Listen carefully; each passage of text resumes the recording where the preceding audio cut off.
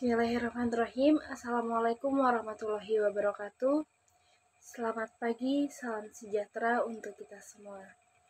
Yang terhormat, dosen pengampu mata kuliah profesi kependidikan, Bapak Profesor Dr. Andes Haji Ahmad Suryansyah, MPD, PhD, dan Bapak Ahmad Riyandi Agusta, SPD, MPD.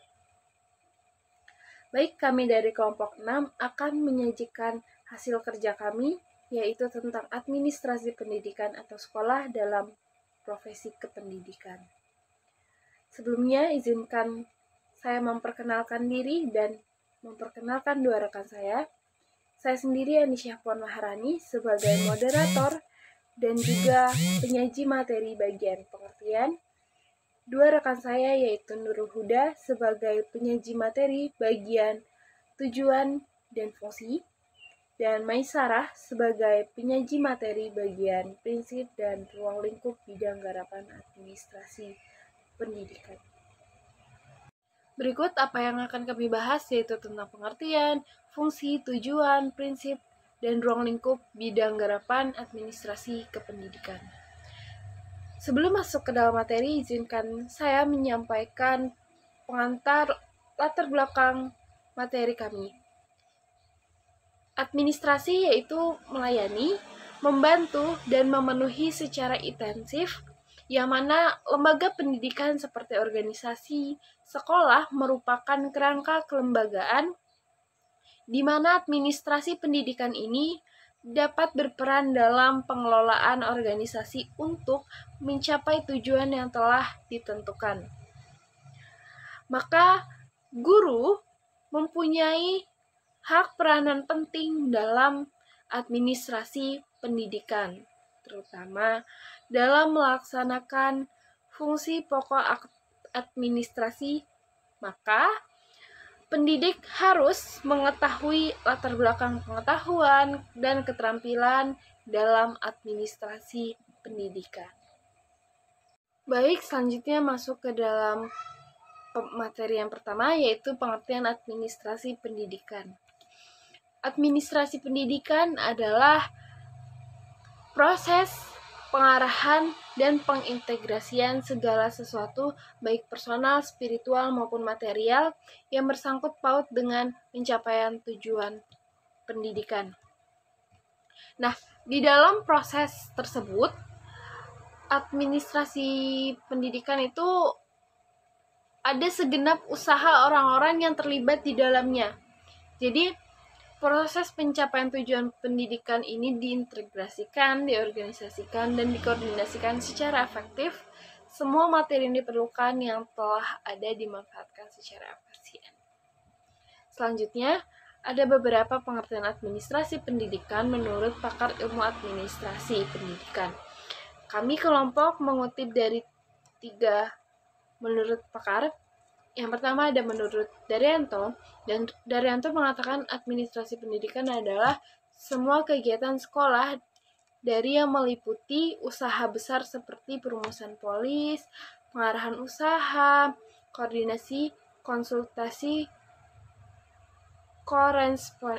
korespondensi, kontrol, dan meliputi berbagai aspek kegiatan yang semuanya ditujukan untuk mencapai tujuan pendidikan yang dicita-citakan. Jadi administrasi pendidikan merupakan penyelenggaraan pendidikan yang berkaitan dengan seluruh kebutuhan material, yang sekaligus berkaitan dengan semua aspek yang ada dalam usaha penyelenggaraan pendidikan. Selanjutnya, menurut Handari Nawawi. Menurut Handari Nawawi, administrasi pendidikan adalah seluruh proses pengendalian usaha kerjasama sejumlah orang untuk mencapai tujuan pendidikan sesuai dengan rencana yang telah direncanakan, yang diselenggarakan dengan cara sistematis, rasional, dan efektif di suatu lembaga pendidikan, baik yang formal maupun non-formal. Nah, administrasi pendidikan menyangkut kemampuan mengendalikan kegiatan operasional pendidikan untuk mewujudkan efisiensi efektivitas yang maksimal.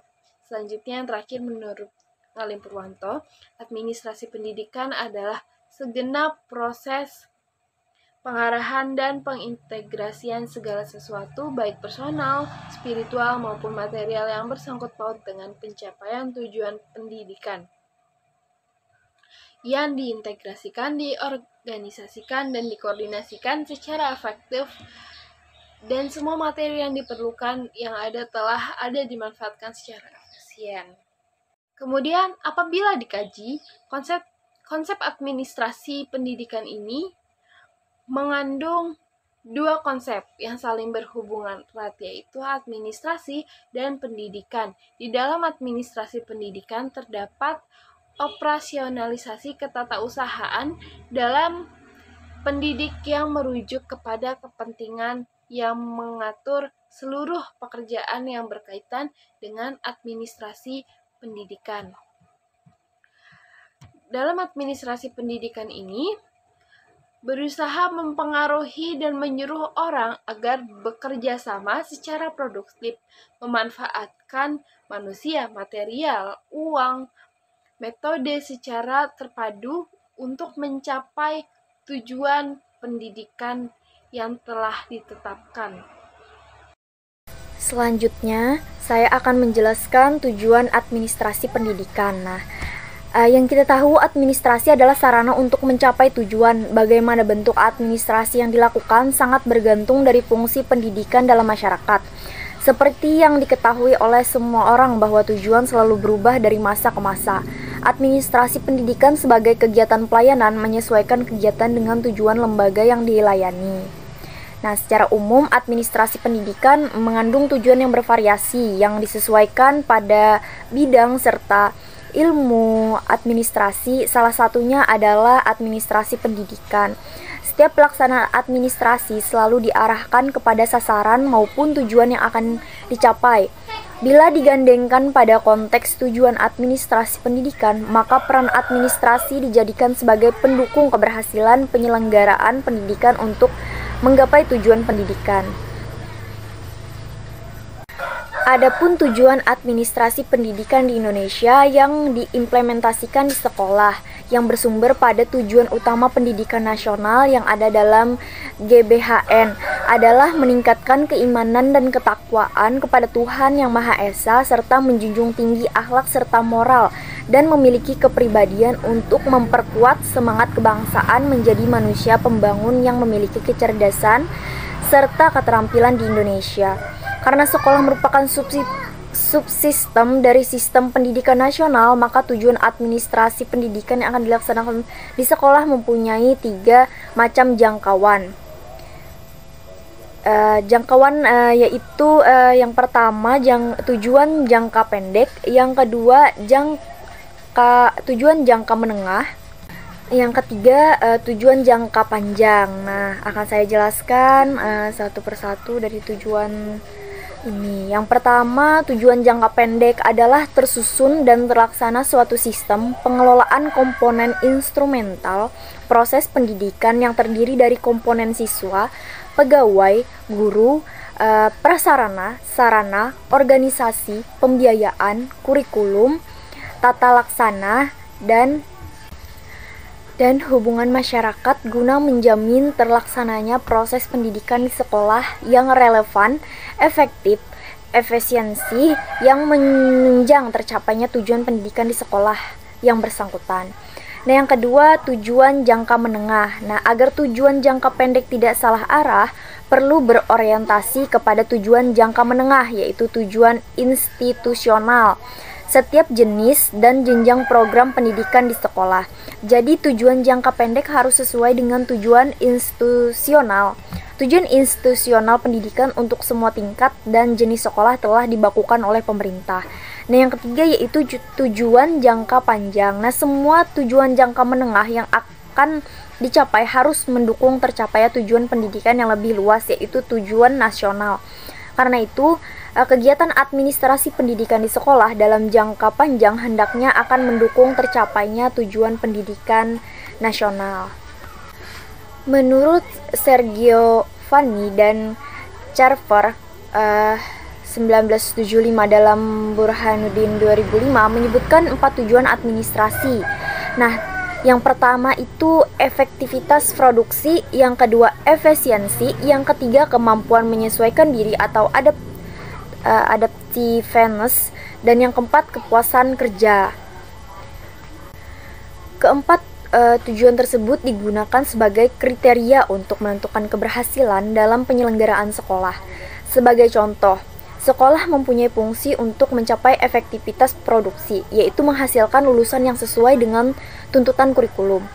Dalam pencapaian tujuan tersebut harus dilakukan usaha seefisien mungkin, yaitu menggunakan keperluan dana dan tenaga minimal mungkin, semaksimal mungkin, tetapi memberikan hasil sebaik mungkin, sehingga lulusan tersebut dapat melanjutkan ke tingkat berikutnya dan dapat menyesuaikan diri dengan lingkungannya yang baru, dan selanjutnya lulusan ini akan mencari kerja pada perusahaan yang memberikan kepuasan kerja kepada mereka.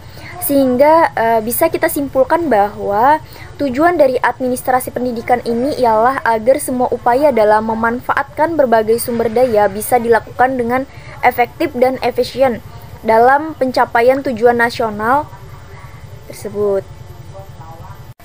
Ya, saya akan menjelaskan tentang fungsi administrasi pendidikan. Nah, administrasi pendidikan pada dasarnya berfungsi untuk menentukan tujuan organisasi dan merumuskan kebijaksanaan umum. Di bawah ini terdapat pendapat beberapa para ahli tentang fungsi administrasi. Yang pertama, menurut Luthar M. Gulick, mengemukakan 7 fungsi administrasi yang terkenal dengan akronomi POSDCORD, yaitu planning atau perencanaan, organizing atau perorganisasian, stepping atau pengadaan tenaga kerja, directing atau pemberian bimbingan, coordinating atau pengkoordinasian, reporting atau pelaporan, dan budgeting atau anggaran. Nah, yang kedua menurut Harold Kohns dan O'Donnell mengemukakan 5 fungsi administrasi, yaitu planning atau perencanaan, organizing atau perorganisasian, stepping atau pengadaan tenaga kerja, directing atau pemberian bimbingan, dan controlling atau pengawasan. Nah, yang ketiga menurut John Abney terdapat 4 fungsi, yaitu planning atau perencanaan, organizing atau perorganisasian, motivating atau pemberian motivasi, dan controlling atau pengawasan. Nah, sejalan dengan uraian di atas, administrasi pendidikan mempunyai fungsi yang integral dalam proses pendidikan, terutama dalam pengelolaan pelaksanaan proses belajar mengajar di sekolah. Dengan demikian, fungsi administrasi pendidikan di sekolah meliputi yang pertama, fungsi administrasi pendidikan di sekolah itu yang pertama fungsi perencanaan, yang kedua fungsi pengorganisasian, yang ketiga fungsi pelaksanaan, yang keempat fungsi pengawasan. Saya akan menjelaskan satu persatu dari fungsi tersebut. Nah, yang pertama fungsi perencanaan. Nah, fungsi ini mencakup berbagai kegiatan seperti menentukan kebutuhan, diikuti dengan penentuan strategi pencapaian tujuan, dan kemudian menentukan program guna melaksanakan strategi tujuan tersebut. Sejumlah kegiatan yang ditentukan sebelumnya untuk dilaksanakan pada satu periode tertentu guna mencapai tujuan yang telah ditetapkan. Nah, adapun kegunaan perencanaan yaitu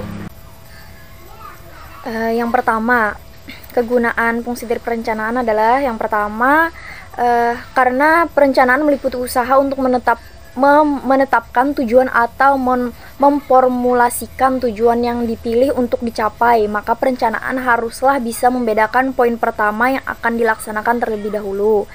Nah, kegunaan yang kedua, dengan adanya perencanaan, maka kemungkinan kita mengetahui tujuan-tujuan yang akan kita capai.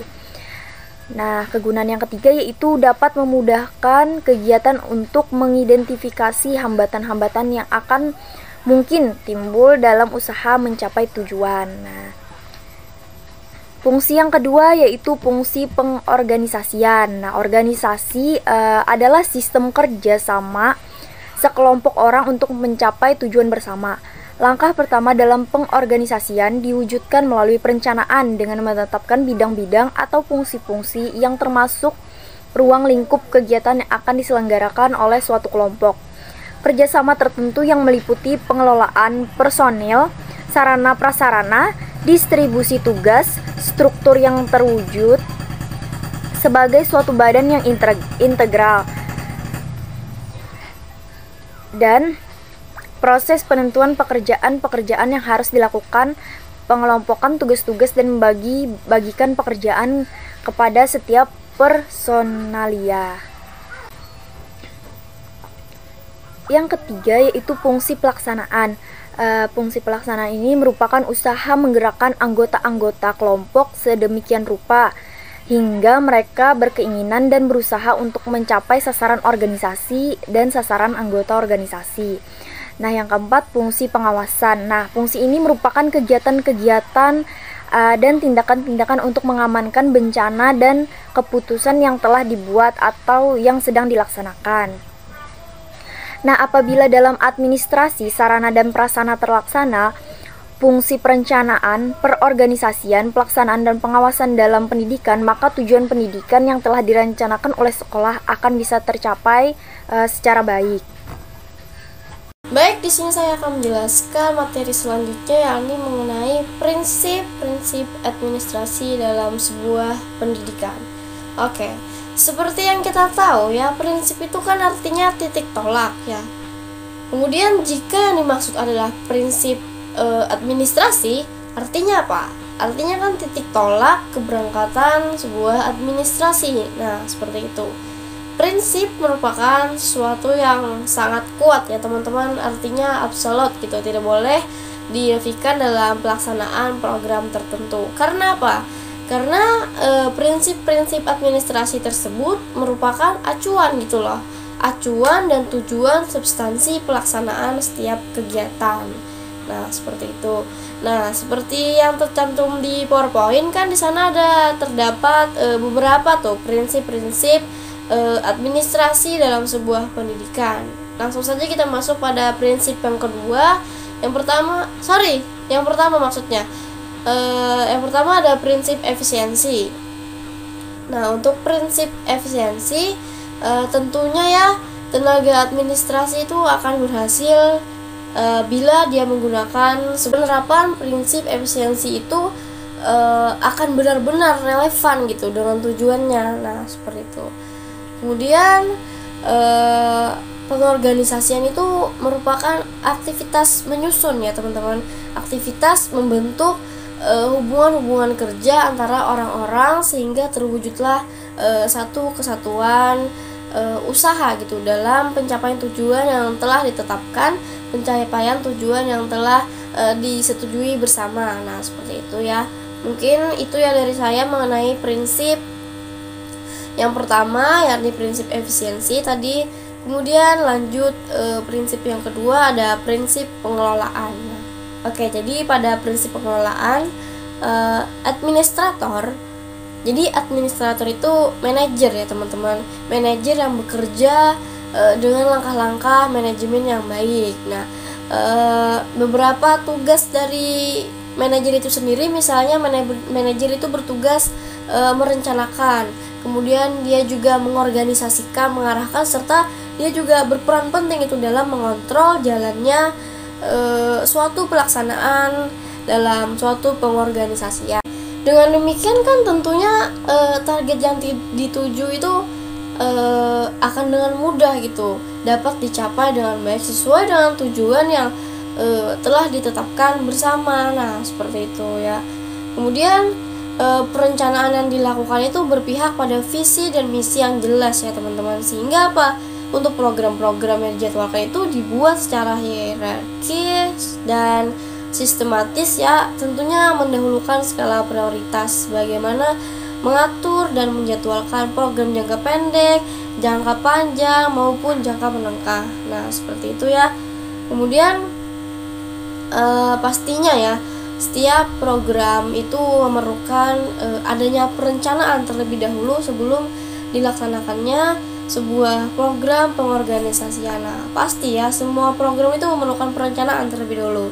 Nah, dalam hal ini guna dari perencanaan tersebut adalah untuk antisipasi ya, bisa untuk antisipasi dalam menghadapi masalah-masalah yang kemungkinan akan dihadapi ke depannya. Nah, seperti itu. Dalam menghampiri masalah-masalah tersebut, si perencana ini harus cerdas dalam merumuskan apa saja nih yang harus dikerjakan dan bagaimana cara mengerjakannya. Nah, seperti itu. Nah, kemudian dibuatlah 5 langkah-langkah dalam perencanaan sebuah pengorganisasian. Nah, antara lain yang pertama, langkah pertama nih ya. Langkah pertama itu menentukan dan merumuskan tujuan yang hendak dicapai. Oh, itu pasti dalam suatu organisasi pasti harus menentukan dan merumuskan terlebih dahulu apa tujuan yang hendak dicapai, apa tujuan yang ingin dicapai nantinya. Nah, seperti itu. Kemudian langkah yang kedua, meneliti masalah-masalah atau pekerjaan-pekerjaan yang akan dilakukan nantinya. Nah, kemudian langkah yang ketiga, mengumpulkan data atau informasi-informasi yang diperlukan nantinya. Lalu ada langkah keempat, yaitu menentukan tahap-tahap atau rangkaian tindakan. Nah, lalu langkah kelima atau langkah perencanaan yang terakhir, yakni merumuskan bagaimana masalah-masalah itu dapat dipecahkan. Nah, seperti yang sudah saya katakan tadi, sebagai antisipasi ya, kita harus merencanakan terlebih dahulu bagaimana nih masalah-masalah dapat dipecahkan dengan baik dan benar. Nah, itu ya kelima langkah-langkah dalam suatu perencanaan pengorganisasian. Nah, kemudian lanjut pada prinsip yang ketiga, yakni prinsip pengutamaan tugas pengelolaan. Oke, jadi administrator atau manajer tadi, nah, dia wajib bertanggung jawab dan berpegang pada amanah untuk mengutamakan tugasnya. Nah, pelaksanaan tugas tidak didasarkan pada pesan sponsor, tetapi melainkan atas dasar skala prioritas. Nah, keutamaan dalam tugas tadi ya, seperti itu. Nah, dikelola itu kan artinya diurus ya, diurus dengan baik dan benar, kemudian juga mengikuti sistem yang sudah terbangun sebelumnya. Nah, kemudian sistem dan tata kerja itu juga mengikuti visi dan misi yang telah ditetapkan sebelumnya. Nah, seperti itu ya. Kemudian lanjut pada prinsip keempat, yakni prinsip kepemimpinan yang efektif. Oke, seorang pemimpin itu wajib mengembangkan hubungan yang baik ya antara atasan dengan bawahan. Pemimpin tadi atasan ya. Kemudian seorang pemimpin itu juga wajib cerdas gitu dalam merealisasikan human relationship. Nah, oke. Jadi pemimpin yang baik adalah pemimpin yang tidak menyalahkan bawahan seperti itu, melainkan menegur atau hanya menyarankan gitulah. Sebaliknya juga bawahan yang baik tidak pernah menggugat atau gusar pada atasan. Nah, artinya apa? Ketika bawahan misalnya melakukan sebuah kesalahan yang disengaja maupun yang tidak disengaja, kemudian pemimpin atau atasan memberikan saran, bahkan mengingatkan, menegur ya, tetapi dengan masih pakai kode etik ya, pakai etika ya, maksudnya masih dalam kategori sopan, lemah lembut. Nah, sopan santunnya itu nomor 1 ya. Nah, kemudian bawahan itu menerima saran dan masukan dari seorang pemimpin tersebut. Nah, artinya dia tidak menggugat ya, dia tidak keras kepala, konsisten dengan pendiriannya sendiri, melainkan dia menerima saran dan masukan dari seorang atasan tersebut. Nah, kemudian bawahan yang baik itu juga dia meluruskan ya, sifatnya meluruskan sepanjang masih dalam konteks profesionalitas yang ada di atas aturan yang telah disepakati bersama. Nah, seperti itu. Dengan demikian kan semua karyawan atau semua anggota dalam sebuah organisasi itu kan bekerja atas kesadaran penuh ya, mereka ikhlas dalam bekerja, kemudian juga mereka tidak merasa tertekan atau merasa dipaksa dalam bekerja. Nah, artinya mereka kesadaran bekerja atas kesadaran penuh tadi ya. Nah, tentunya ya kesadaran ini sangat berperan dalam pencapaian kesuksesan dalam sebuah kepemimpinan dan sistem administrasi. Nah, seperti itu ya. Kemudian kita lanjut pada prinsip selanjutnya, yakni prinsip kerjasama yang merupakan prinsip terakhir ini ya. Nah, ini masih dalam konteks kerjasama dan hubungan harmonis antara atasan dengan bawahan tadi ya. Nah, pengembangan kerjasama itu dilakukan secara sinergis ya teman-teman, tentunya profesional. Nah, administrator itu mampu memahami jenis pekerjaan yang diembankan, kemudian dia juga mengerti apa yang akan dikerjakan sebagai tugas dan keahliannya. Nah, seperti itu. Kerjasama itu dilakukan atas dasar profesionalitas yang tinggi ya teman-teman, bukan kerjasama dalam arti kolusi. Nah, kerjasama dalam arti kolusi ini maksudnya mengorbankan kepentingan mendasar dan mengambil manfaat yang sifatnya itu kamuflase belaka. Nah, itu. Kemudian di sini saya akan menjelaskan mengenai ruang lingkup bidang garapan administrasi pendidikan. Nah, seperti yang tercantum di PowerPoint, yang pertama ada administrasi kurikulum pendidikan atau program dalam sebuah pendidikan ya. Nah, seperti itu. Jadi kegiatan yang telah direncanakan secara matang dan diusahakan dengan sengaja serta secara sadar tadi ya. Nah, dilaksanakan penuh dengan sungguh-sungguh dalam pembinaan peserta didik di sekolah.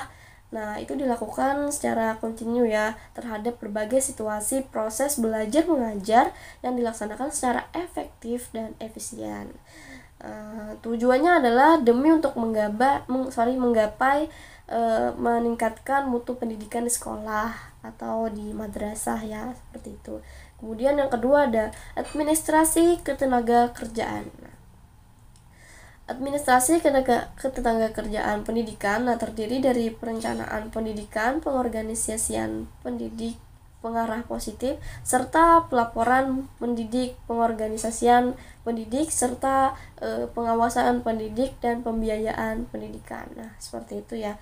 Kemudian yang ketiga ada administrasi kesiswaan. Nah, administrasi kesiswaan ini merupakan rangkaian kegiatan usaha, yang mana rangkaian kegiatan usaha itu meliputi pengaturan administrasi yang selalu berkaitan dengan siswa dalam upaya pengembangan potensi siswa. Nah, administrasi kesiswaan ini selalu berhubungan dengan apa yang namanya tata usaha ya dan penyimpanan data-data siswa. Nah, seperti itu. Kemudian lanjut administrasi yang keempat, ada sarana dan prasarana. Nah, tentunya ya seluruh aspek dan komponen pendidikan itu terdiri dari sarana, prasarana secara langsung maupun yang tidak langsung. Untuk apa? Tentunya untuk menunjang proses pendidikan dalam rangka mencapai tujuan pendidikan yang optimal. Nah, seperti itu.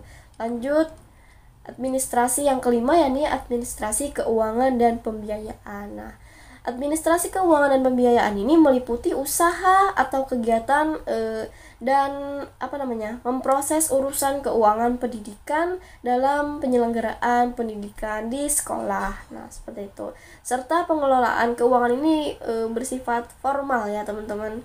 Nah, administrasi keuangan dan pembiayaan itu bisa meliputi pengaturan keuangan misalnya, kemudian biaya pendaftaran siswa baru dan lain sebagainya. Nah, seperti itu ya. Kemudian lanjut pada administrasi yang keenam, yakni ada administrasi perkantoran. Nah, administrasi perkantoran ini bisa disebut dengan tata usaha pendidikan ya. Nah, jadi untuk definisi dari administrasi perkantoran sendiri, administrasi perkantoran adalah bagian dari pengelolaan administrasi sekolah dan madrasah yang mencakup pelaksanaan teknis, penyelenggaraan sistem administrasi, dan penyaluran informasi pendidikan di sekolah. Nah, seperti itu. Kemudian ada administrasi yang ketujuh, yakni administrasi unit penunjang pendidikan. Nah, pada administrasi unit penunjang pendidikan ini meliputi pramuka misalnya, kemudian olahraga, termasuk juga bimbingan dan konseling ya, OKS, serta kesenian contohnya. Nah, seperti itu. Kemudian administrasi yang kedelapan, administrasi layanan khusus. Nah, untuk administrasi layanan khusus ini meliputi konsumsi peserta didik misalnya, kemudian layanan antar jemput peserta didik misalnya seperti bus sekolah contohnya ya, kemudian bimbingan khusus di rumah. Nah, itu juga termasuk pada administrasi layanan khusus. Kemudian dilanjutkan administrasi yang ke-9, yakni ada administrasi lingkungan dan keamanan di sekolah. Nah, untuk administrasi lingkungan dan keamanan sekolah ini meliputi perencanaan dan pengaturan tata tertib ya. Nah, dan regulasi pengaturan waktu di sekolah dan madrasah. Contohnya seperti jadwal penjaga, seperti satpam contohnya. Kemudian jadwal kebersihan sekolah dan madrasah. Kemudian ada administrasi yang terakhir, yakni administrasi hubungan sekolah dengan masyarakat. Nah, hasil rapat kerjasama, sosialisasi peningkatan mutu pendidikan di sekolah dan madrasah. Kemudian juga program-program humas. Humas itu hubungan dengan masyarakat ya, berkaitan dengan administrasi hubungan sekolah dengan masyarakat tadi dan sebagainya yang melibatkan guru, orang tua, serta masyarakat tadi ya, tidak lupa. Nah, mungkin itu ya penjelasan dari saya mengenai administrasi pendidikan tadi ya. Sekian dari saya ucapkan terima kasih. Wassalamualaikum warahmatullahi wabarakatuh. Baik, terima kasih kepada pemateri. Jadi kesimpulan pada materi kami ialah administrasi pendidikan adalah proses pengarahan, pengintegrasian segala sesuatu baik personal, spiritual maupun material yang bersangkut paut dengan pencapaian tujuan pendidikan. Kemudian, konsep administrasi pendidikan mengandung dua konsep yang saling berkaitan erat, yaitu administrasi dan pendidikan. Dalam administrasi pendidikan, terdapat operasional ketatausahaan dalam pendidikan yang merujuk kepada kepentingan yang mengatur seluruh pekerjaan yang berkaitan dengan administrasi pada lembaga pendidikan. Selanjutnya, fungsi dari administrasi pendidikan untuk menentukan tujuan organisasi dan merumuskan kebijakan umum. Adapun tujuan dari administrasi pendidikan adalah sebagai sarana untuk mencapai suatu tujuan tertentu. Kemudian, administrasi pendidikan memiliki prinsip-prinsip dari administrasi pendidikan adalah efisiensi, pengelolaan, kepemimpinan yang efektif, kerjasama, kemudian termasuk ke dalam ruangan lingkup administrasi pendidik, diantaranya administrasi kurikulum, tenaga pendidikan, kesiswaan, sarana dan prasarana, dan lain sebagainya. Baik, sekian yang dapat kami sampaikan. Salah hilaf mohon maaf, semoga dapat bermanfaat untuk kita semua. Terima kasih.